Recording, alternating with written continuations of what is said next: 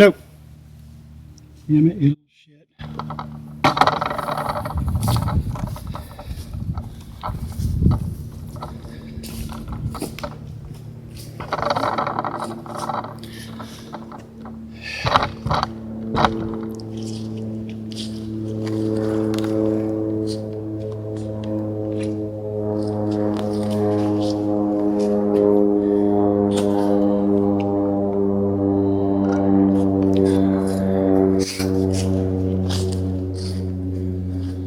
So what's happening here? I got this calf that's just way too curious, and he decided to walk right up to me, which is not good.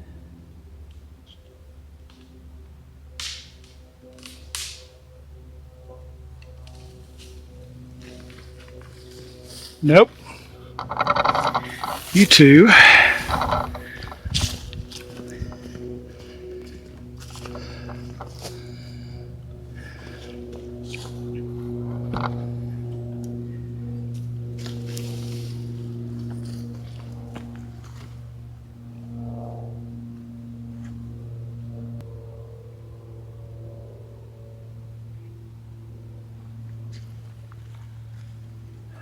What I got going on, this calf, this little bull keeps pushing him, the calf keeps coming to me. Guess I look like a little bull or cow or something, I don't know.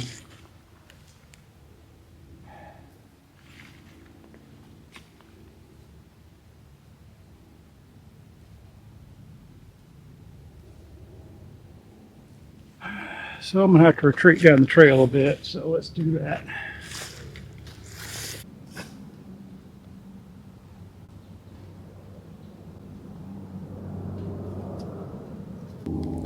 So that's never fun. You got a curious calf and a curious little bull.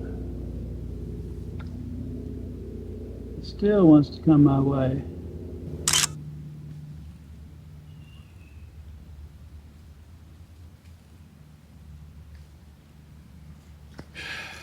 Hey, he's too close.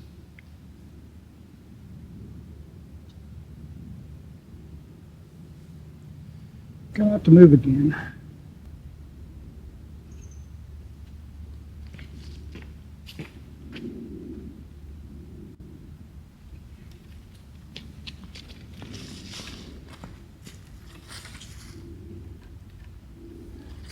Play a game of retreat here.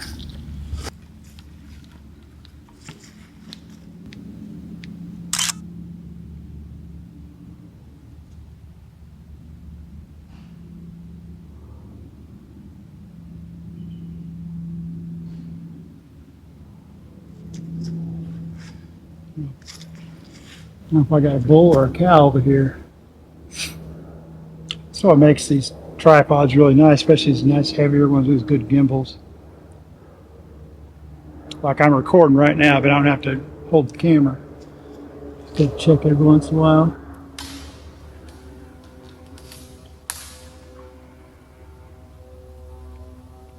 And if you get the balance right, how you get the balance is you undo it and you slide the camera back and forward. And if the front dips, then you know you move the camera back to get the weight distributed.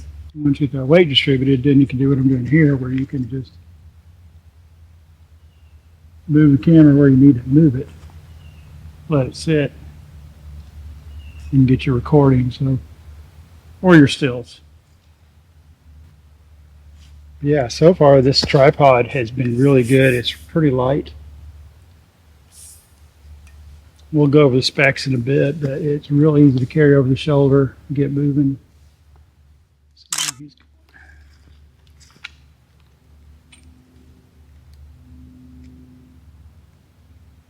Again, peeking out that tree.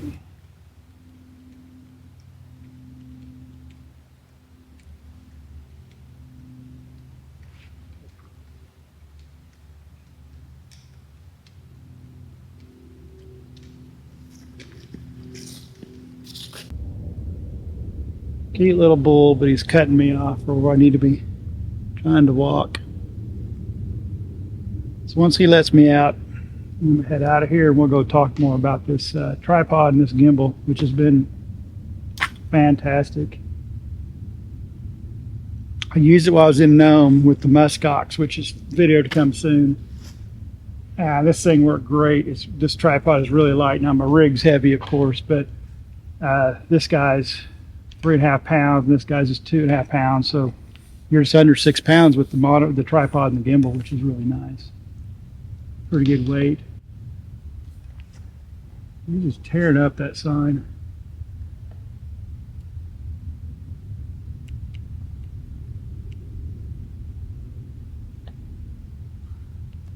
He's going just down that sign, but anyway, yeah, it worked really, really good with the muskox. I could lay it all the way down. This thing gets to about lower, like lower 3 inches when it's flat, which is really good to be low on the ground. I've been doing like I'm doing here, which is, like I said, is really nice too. You got this thing balanced. You can set it where you want it, like I'm doing here. If I need to move it a little bit, I can move it a little bit, and let go, and it's there where I need to have it. So a gimbal is a great thing to have for wildlife photography, especially if you're doing video, which I do a lot of video, as you know. He is just funny getting after that sign. Like I said, once I can get done here, we'll go, maybe we can find another moose for whatever, but we'll get.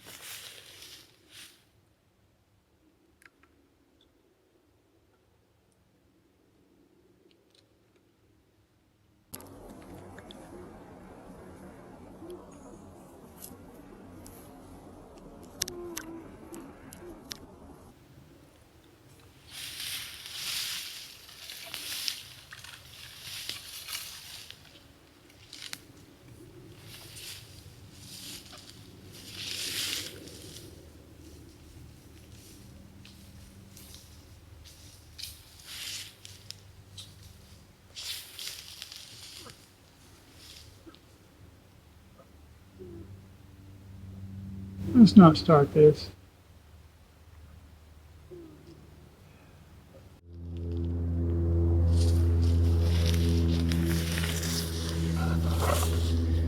We are going to retreat for a second.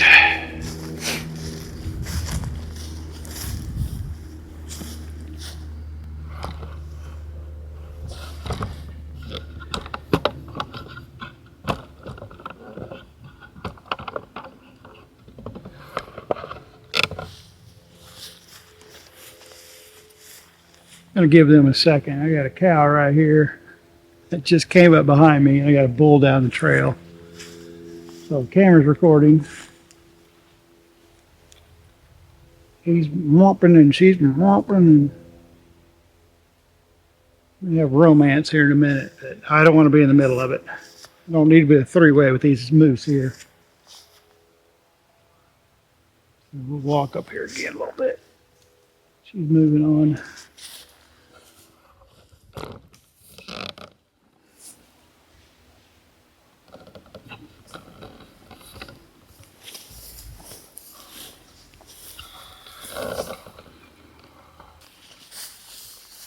Better safe than sorry. She chugged off that way. I'm going to go to my camera and see where he's at.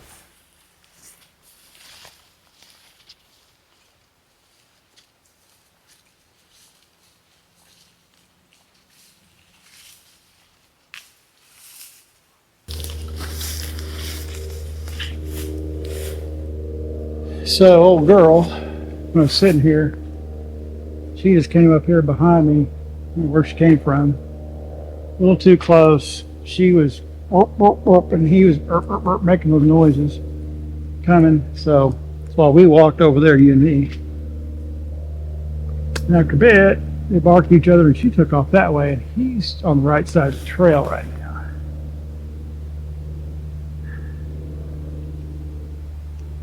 Not in a great spot.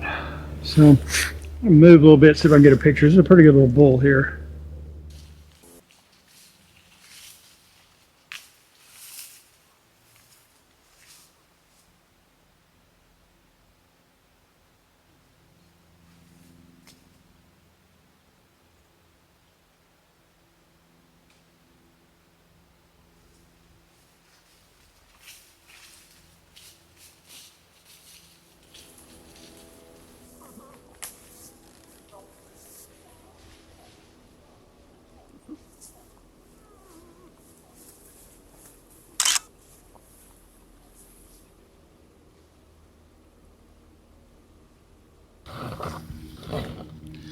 So again, this is why it's good to have a gimbal and a tripod.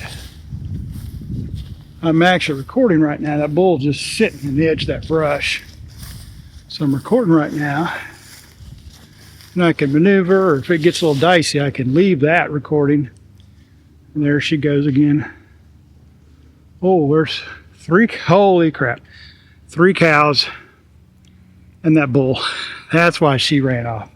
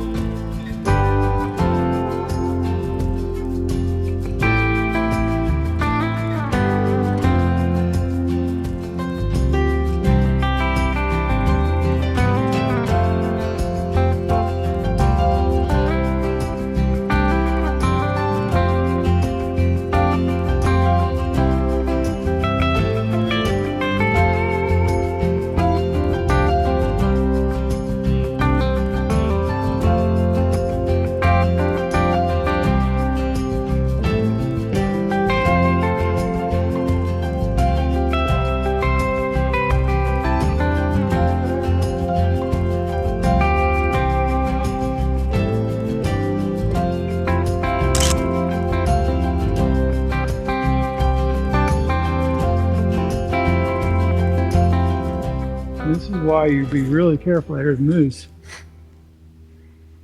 That cow that went behind me over here popped out over here, bellowing, and all of a sudden there was 3 cows stood up. They were bedded down. I couldn't see them, just over the top of the ridge. And he came out. Sorry, it's 3 cows and 1 calf. And he keeps running that calf off. Now they've gone to the brush over here, so I don't know where. I got 2 this way, I got 4 this way. So I got to go that way because I cannot go this way anymore because they've scattered. So may sit here for a little few more minutes if they come back out, but probably not. So we're gonna, oh, maybe he's gonna come back out. Who's coming out?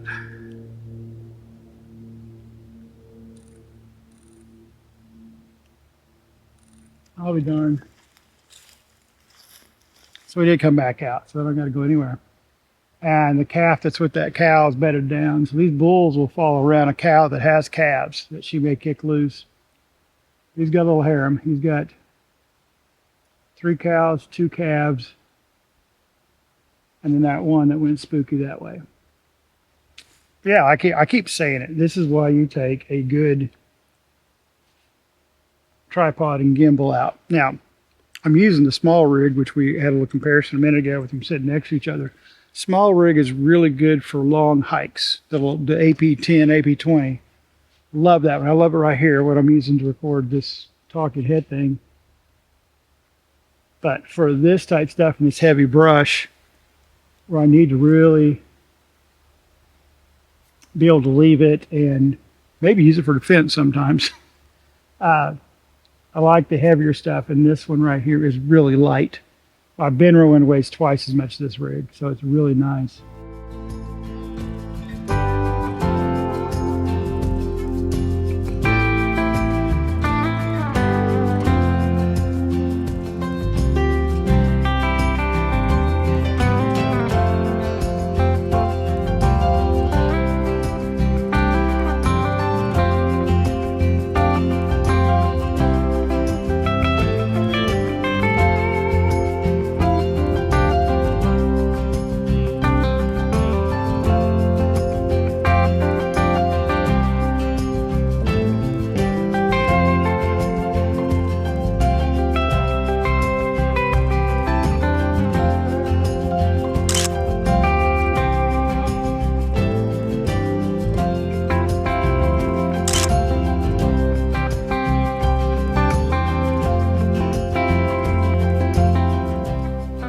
He went way down the hill. I think I got the cows and calves up here.